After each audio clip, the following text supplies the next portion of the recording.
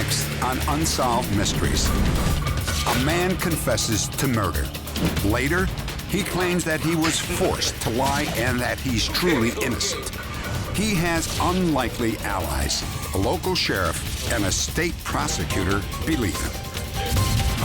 Island residents claim that a ghostly visitor protects their homes from hurricanes. They call him the Gray Man. Within weeks of 9/11, letters laced with anthrax kill 5 innocent people. After 7 years, the FBI's hunt for the murderer takes a troubling turn. And a woman tries to run drug dealers out of her neighborhood. Will she pay the ultimate price for her defiance? Our team is standing by. Perhaps you can help solve one of our cases. I'm Dennis Farina, and this is Unsolved Mysteries. Join us.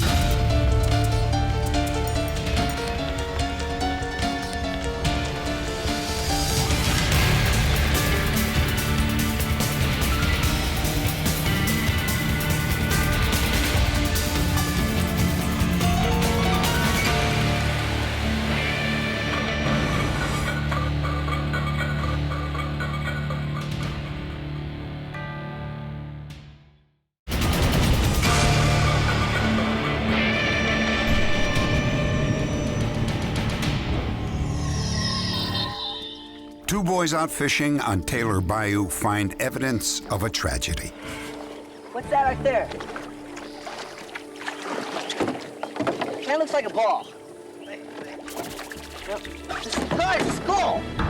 It is the skull of a young girl. 6 weeks later, police discover the rest of her bones, along with the remains of another young woman. Dental records identify the girls as 14-year-old Rhonda Renee Johnson and 15-year-old Sharon Shaw. Both have been missing since the previous summer. 5 months after their bones are found, police arrest 23-year-old Michael Self, a gas station attendant with below-average intelligence.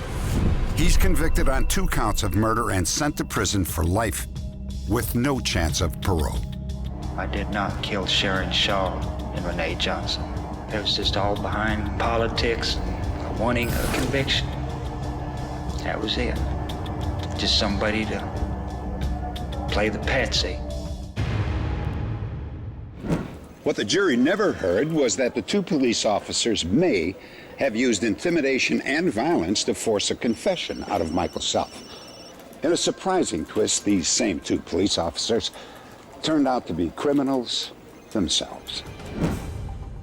Rhonda Johnson and Sharon Shaw were last seen in Galveston, Texas, 20 miles south of Webster. No, that's okay. We've just got a couple more blocks to go. When they were reported missing, police immediately launched their investigation. The pressure to find the girls was intensified by the fact that Rhonda was the granddaughter of a well-known Webster City councilman. Once the remains of the girls were found, the pressure turned towards finding the killer. Several months after the remains were found, the local city council hired a new police chief, Don Morris, and an assistant chief, Tommy Deal. Son, I'm glad you're with us. I know I can count on you. Yes, sir. Within 3 weeks of taking office, Morris and Deal would get a tip on a suspect in the double murder. Seems to me a few years back, a boy named Michael Glenn Self Price, another city councilman, suggested they investigate known sex offenders and mentioned Michael Self's name. Michael had been arrested twice in Peeping Tom You do a incidents. good job, Tommy. All right, give it a whirl, Glenn. Bye. Following the tip, Deal called Michael Self, who agreed to meet him at the police station for questioning. Detective Haynes. I knew I hadn't done anything. I just went ahead and agreed to meet him there. Now, Mike, I want you to answer some questions for me. I want you to tell us if you've ever seen either one of these girls before. Michael said that he did recognize the girls, but did not know them. Renee Johnson. And To his surprise, he was immediately Sharon Shaw. arrested. That's right. Cuffing. Sit down in that chair. All right. When Michael was being questioned, another police officer, Jerry Mitchell, stopped by to observe. He says that Michael was not at all nervous at that stage of the interrogation. Mike looked relaxed, easygoing, kind of laid back. He was grinning. And I don't know that it ever really sunk into, at that time, what he was being involved in. Like I say, I ain't done nothing. I ain't broke no law. Don't you need to be on patrol? Mitchell left the room. According to Michael, Chief Morris then took charge of the interrogation, and the tone changed radically. What, is he innocent?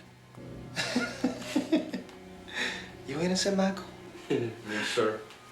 Tell you what, Tom, why don't you go home and take a nap and let me... What you are about to see is based on Michael's recollection. Yeah, Michael. Don Morris started asking me questions, why I killed these girls. I told him I didn't know what he was talking about. He said that he wanted a confession. I wasn't going to leave until he got one. Tell me about the girls. I don't know nothing about no girls. I done told you. I think I'll go round up some stray dogs. Hey, you be careful out there. He said, don't you have a guilty conscience? And I'd tell him that I didn't know what he was talking about. He had me against the wall. My hands are behind my back. And he's poking this nightstick in my stomach and said he was going to get a confession. You tell it. He was more or less a madman about it. You getting tired of this, Michael? Yeah. I'm pretty tired of it myself. I was crying. I was upset.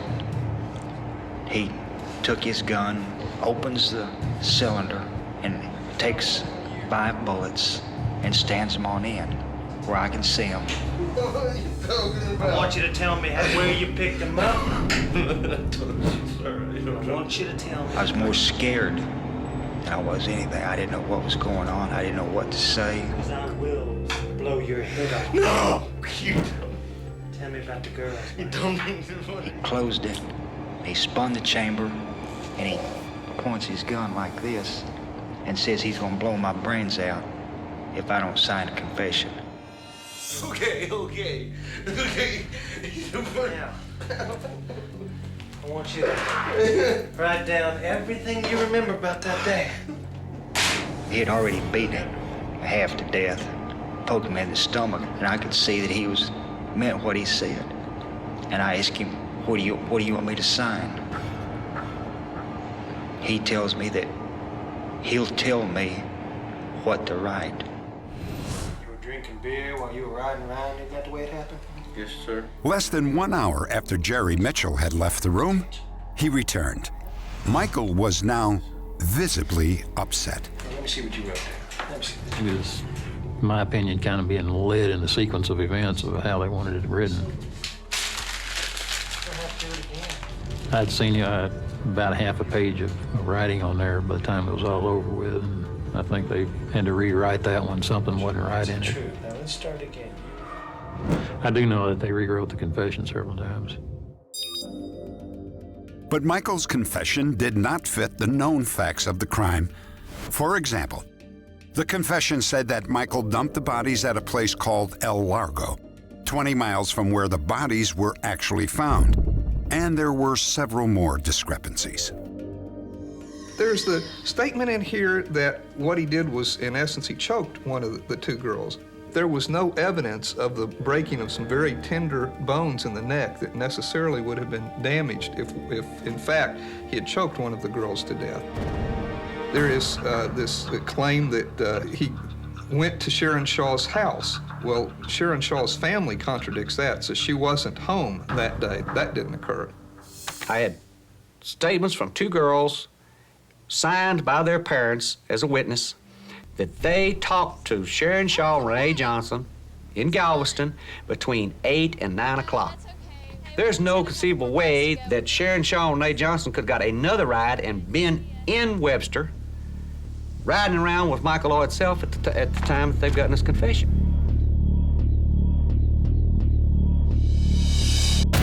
Next, Michael Self is sent to prison, even though another man confesses to the murders.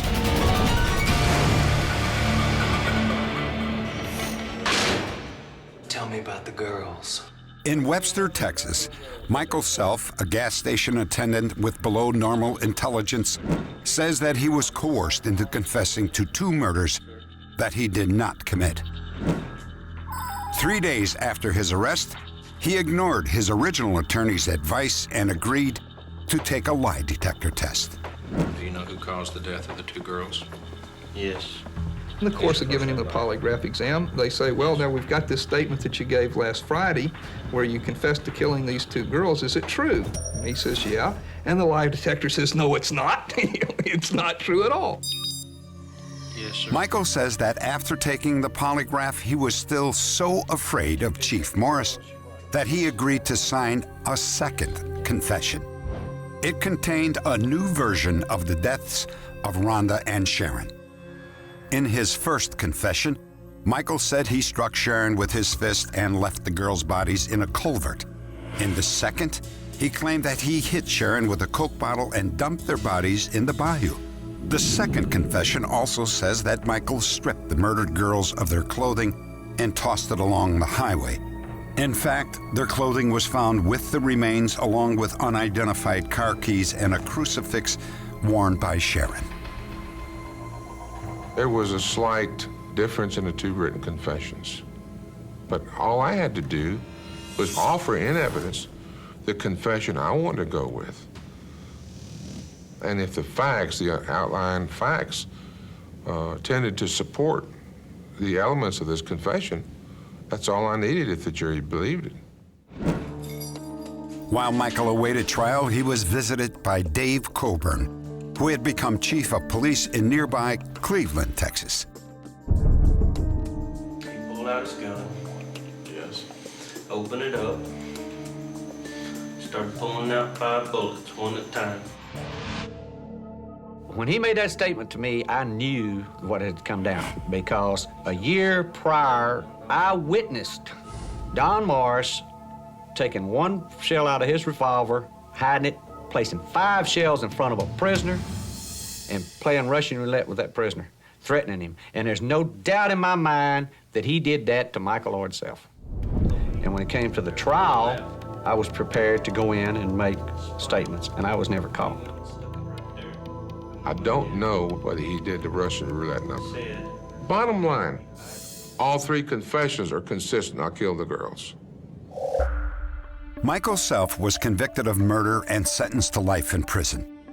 3 years later, the town of Webster was shocked when Chief Don Morris and Officer Tommy Deal were arrested for bank robbery. Not only were they members of a criminal gang, but they had been holding up banks during the period that they were questioning Michael. Both were sent to prison.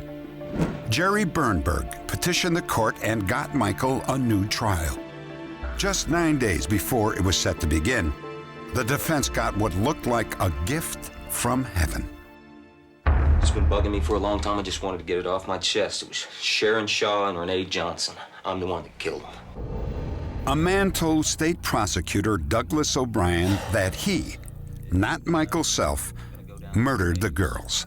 What'd you do with their bodies after you killed them? I basically got the impression from him that what he wanted to do was to get it off his chest and confess to the fact that he killed the girls, but at the same time not give information which would allow prosecution of him. I tied him up with this black cord, and I tied him up, and I put him in the water. The statement by this individual indicated that he had tied their feet with black cord, something Michael Self had never mentioned, not found in any statement by Michael Self. That was the secret fact that the police had held back all these years. This guy knew it. That guy was out of his gourd. He was, I don't know why he came forward. I think he was unbalanced. I don't remember exactly what I did, all right? I don't remember exactly. The individual was clearly a very troubled person. with some flights to psychosis. But he knew the girls. He lived in the same apartment complex with one of them. And the most important thing of all, he knew about the black cord. Despite the surprise confession and the dubious credibility of Don Morris and Tommy Deal, Michael's conviction was upheld. They have no corroborating evidence whatsoever. Nothing to tie him to any murders or to even being seen with these girls except this, which is not worth the paper it's wrote on. If he were tried today, naturally some of these areas would be clarified, these particular points we're talking about. We go back and spend more time and send better investigators out and make our decision as to whether to prosecute or not. Michael Self was never released from prison. The U.S. Supreme Court refused to consider his request for a new trial, and he was repeatedly denied parole. He died of cancer while behind bars. He was just 53 years old. Next, the search for the terrorist who killed 5 people with anthrax.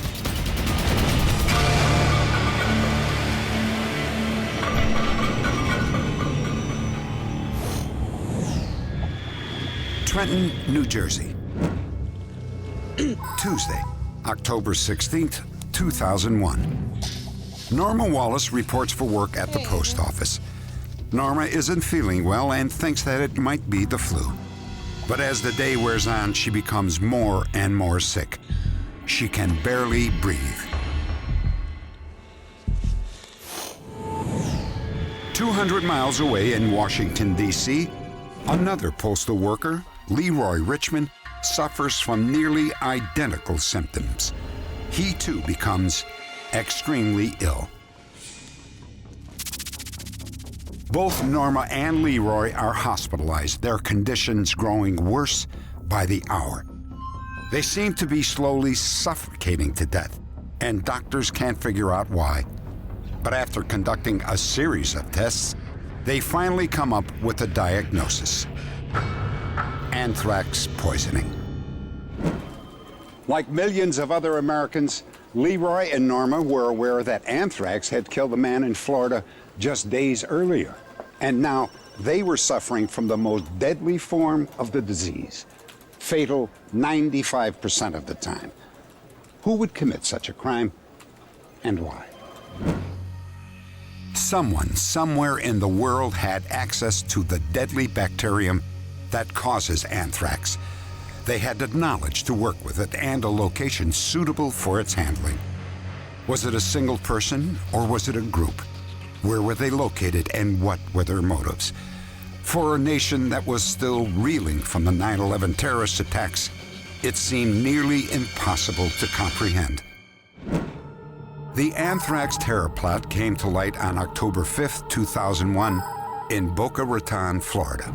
63-year-old Robert Stevens, a photo editor for the Sun newspaper, died after he was exposed to anthrax spores.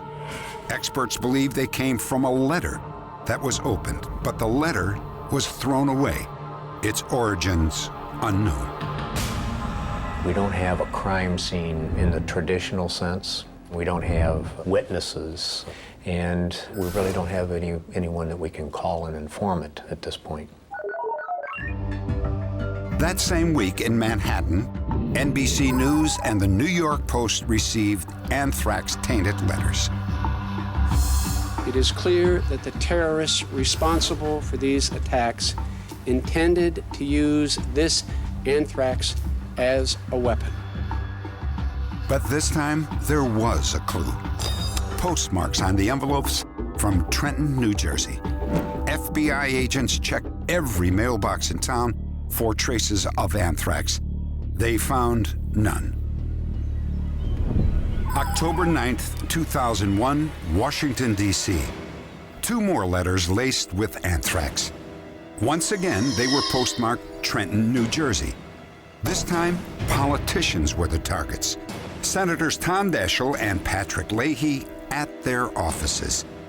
The letters contained a form of anthrax so pure and concentrated It was termed weapons grade. It was dangerous stuff. It was estimated that 2 trillion spores went into each of those envelopes, which would have been 2 grams. One envelope may have had 100 million lethal doses. Under the right conditions, just 2 grams of anthrax could potentially wipe out 1/3 of the U.S. population. Notes that came in the envelopes were so similar in handwriting, they had to come from the same source. Did references to 9/11, death to Israel, and Allah is great point to Arab terrorists, or to someone who wanted investigators to think Arab extremists were involved? We are looking at 3 broad areas. The first being international terrorists, domestic terrorism. We're looking at some of the individuals within the United States, and then we're looking at the lone wolf as well. By October 20th, postal worker Norma Wallace was fighting for her life. Her temperature had soared to above 100. She was in shock. The anthrax spores were releasing a lethal toxin, causing blood vessels to break and the bacteria to pulse through her bloodstream. I felt like I was dying. I felt like I couldn't breathe. Once the spores enter your lungs, they actually attack the tissues and the lymph nodes and causes the anthrax to actually take possession of your body. Leroy Richmond was also critical. He was in excruciating pain as his lungs filled with fluid. Doctors knew their most powerful drugs were rarely effective in fighting anthrax. I think I was about as near death then as I ever was going to get. My breathing had become so shallow that I was actually panting like a dog would breathe. And I heard a couple guys say, man, he's not going to last but a couple hours, and that'll be it for him. But how did 2 mail sorters at 2 different post offices become infected in the first place? The sheer speed of 30,000 envelopes per hour flying through a mail sorter could send millions of anthrax spores into the air. Routine maintenance using air blowers only increased the chance of infection. I looked up and saw this dust and this soot and stuff coming out of the machine. And I just looked up and said, oh my God. And I said like that, and probably in that instance, I may have inhaled the spores. Miraculously, Norma and Leroy survived their harrowing ordeals. But 4 other anthrax victims weren't so lucky, bringing the death toll to 5. In Washington, D.C., Leroy's co-workers, Thomas Morris and Joseph Kursine.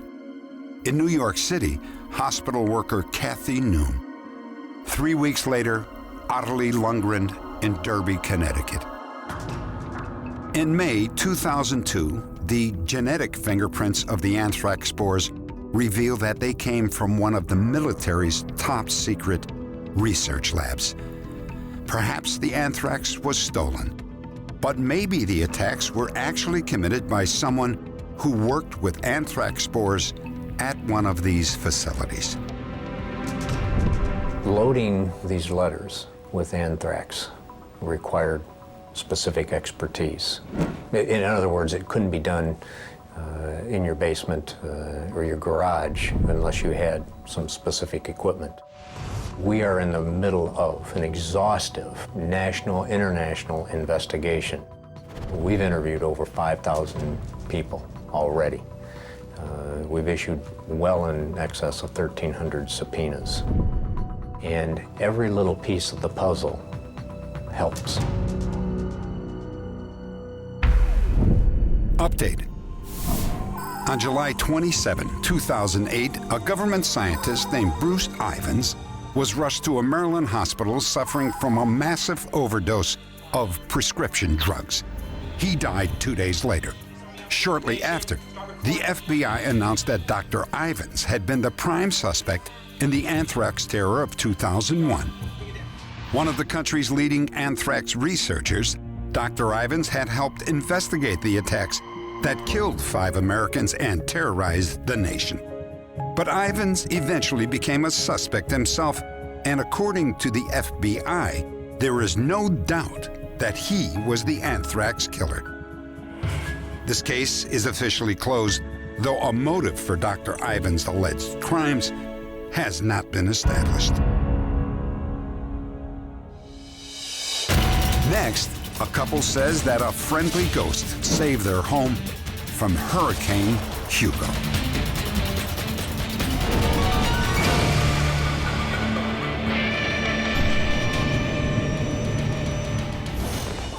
Pawleys Island, South Carolina, late summer 1822. According to legend, a wealthy young planter rode with his servant along the dunes of a deserted beach. His destination was his fiancee's plantation. The wedding was just a few days away.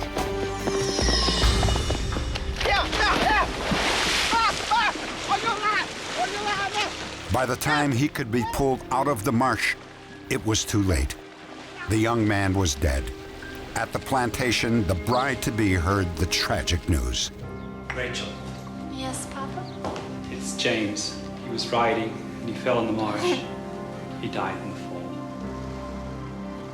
According to legend, the girl often wandered the shores alone in mourning. One day she noticed a shadowy figure standing on the beach.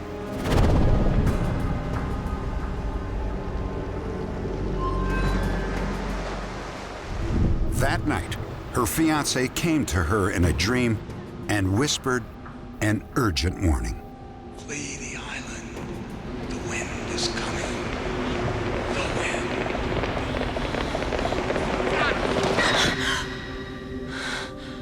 She and her parents left the next day, just before a hurricane slammed into the island. The girl, her family, and even their plantation were spared. They call him the Gray Man, and over the years, the ghostly figure has been seen many times. Some say that whenever he appears, the homes of those who have seen him are spared from destruction. Is this just a fairy tale, or is it evidence that ghosts really do exist? You see for yourself. Through the years, there have been numbers of different stories, often in the newspaper after a storm. And in 1954, a man who lived in Georgetown but had a summer home at Pawleys Island saw the Gray Man before Hurricane Hazel. His home was so protected that beach towels that they had left hanging on the railing of the porch were still there after the storm. Well, I was here in Hurricane Hazel, so it's very hard for me to believe that beach towels could have remained on that railing and not have been blown away, but they did. Hurricane Hazel had left the southern Atlantic coast in ruins. 95 people were killed and over 1,800 homes were destroyed. For the next 35 years, the killer winds stayed clear of Pawleys Island, and the Gray Man came to be regarded by locals as their own guardian angel. When he appears to you, you're very blessed and fortunate. Your house will be saved. And so I think it's strange how people seem to have a sense of fear about ghosts, and yet the Gray Man is a benign and kindly person who helps people when he comes and appears to them. September 1989. After ravaging the Caribbean, Hurricane Hugo slammed into South Carolina. Its winds reached speeds of more than 135 miles per hour. Thousands were forced to leave from their homes. In South Carolina alone, there was close to $5 billion worth of damage. Over 9,000 homes were destroyed. Pawleys Island was especially hard hit. It practically destroyed Pawleys Island. It destroyed 14 houses in our section. Ours was left standing. As we went in, I was so happy to find everything just like I had left it. The papers that we had on the counter were still there, even though the front door had blown open. There was no evidence of any water or anything inside, and the house was intact. Even the little pictures and things were still on the refrigerator. They weren't even blown off. Jim and Claire recalled a haunting encounter that occurred 2 days before Hugo struck. We were taking a walk late in the afternoon, which we usually do. And you see so many people walking on the beach at this time of the day. That particular afternoon, we only saw the one. And he was coming directly toward us. When I got within speaking distance, I decided, well, you always speak to people, whether you know them or not. So I raised my hand to say hi, or beautiful evening, or beautiful night, or whatever. And he disappeared. Where'd he go?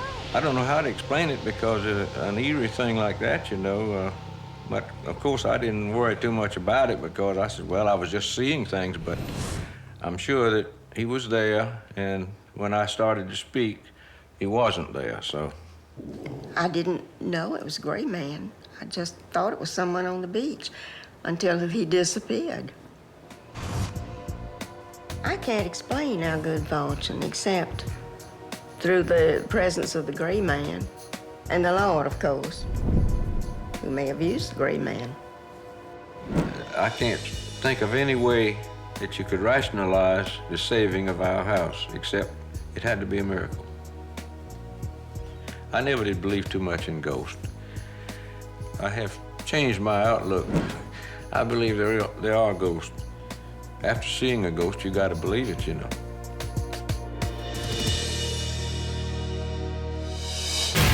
Next, the mysterious case of two friends who vanished without a trace is finally solved.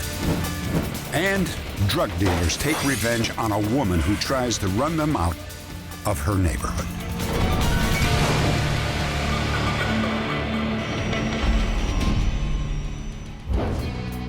Previously, we told you about Bill Rundle and Tracy Kenley, two friends who went for a drive near Hastings, Nebraska, and then seemed to vanish into thin air. That afternoon, they had visited Tracy's parents, 38 miles from Hastings. What do you do, Bill? We never talked about where they were going when they left or what they were going to do. I guess we felt that she'd make it home safe. Around 11 p.m., Tracy called her boyfriend and made plans to meet him at a local bar at 12:30. She never showed up.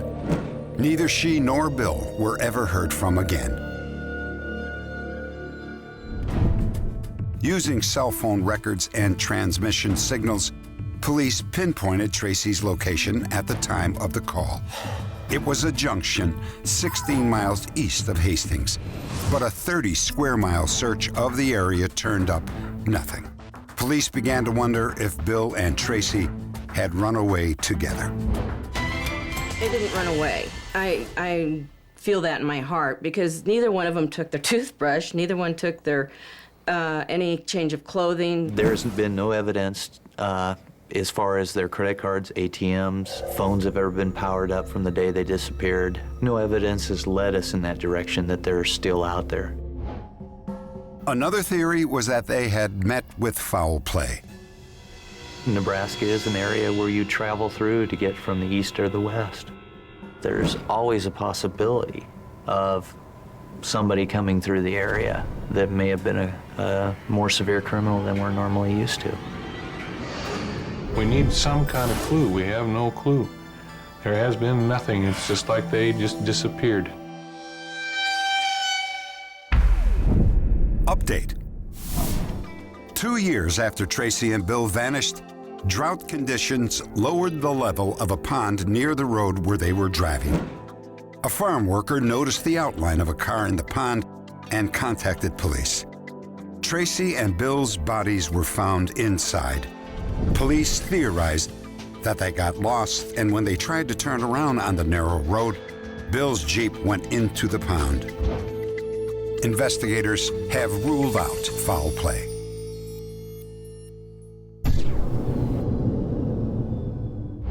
The city of East Palo Alto, California was a nice working-class town. But then drug traffickers moved in.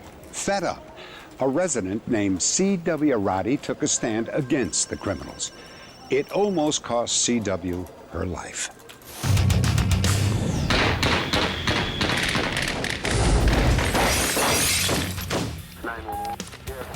police. My mother's been shot. Do you know who shot her? I don't know. We were in the house. Somebody deliberately did this. Late on New Year's Eve, paramedics and police responded to a 911 call. A 60-year-old woman had been shot in the stomach. Unknown gunmen had fired 35 rounds of ammunition into her house and car. The victim was C.W. Rowdy, a retired phone company employee who had lived in the area with her son Darnell for 23 years. The attack was the culmination of a 3-year campaign of terror against C.W. by a group of young drug dealers. Their customers were often affluent residents from the surrounding communities. The drug dealing on our street was very much like a drive-up bank window. They drive up, the dope dealers will rush to the car in a total frenzy of competition with one another, trying to get the sale.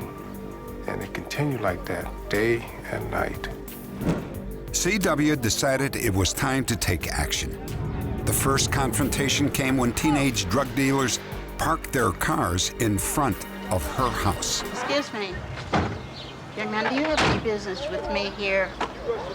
Lady, you just take care of little business. We'll be here. Okay? Come on, man. Don't wax your wheelchair. If you don't have business with me, I'd really like you to move your car. Lady, I'm not moving.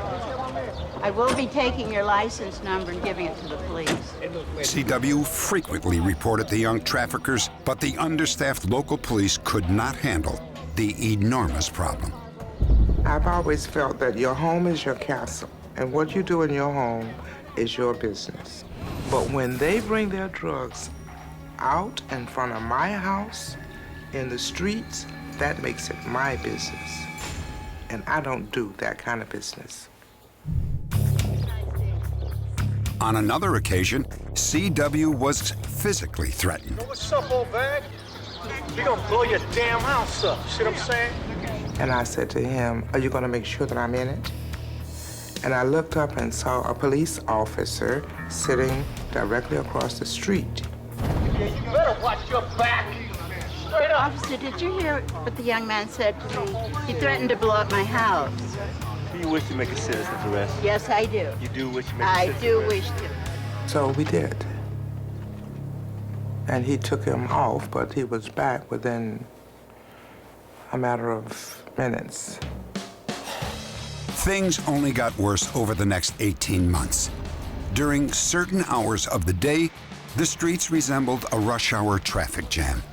In their off hours, the dealers used C.W.'s front curb as their personal parking lot. My car, you see me park it there, gonna act stupid. I would like to have it moved. Why don't you move my car? Let somebody else move their car. Get out of here. And then the confrontation suddenly turned violent.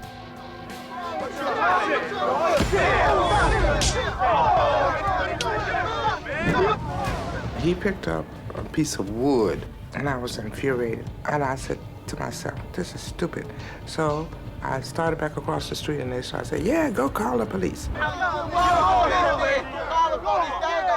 After getting to the police station, the boy was on his way back home before I even finished with the police report. You guys are gonna pay for this. 2 months later, C.W. was involved in another confrontation. Chris Thomas, a new neighbor, was attacked when he came to her defense. They cut him very badly in the face. They had to take him to the hospital and get stitches. And someone called the police. Police arrested the young man who had attacked the neighbor. For the next 10 days, things were quiet until New Year's Eve. On New Year's Eve in East Palo Alto, for some strange reason, a lot of citizens like to shoot guns. They just shoot up in the air. At midnight, C.W. was awakened by the gunfire. I heard all of the shooting. And I looked up at the clock and I said, oh, they're just celebrating New Year's Eve, right? So I got up. And then I went in the living room. I noticed across the street 3 young men. They were just standing around talking, and there weren't any cars coming up and down the street at that particular time. I would say about 20 minutes after midnight, it had all quieted down. All of a sudden, I heard all these shots.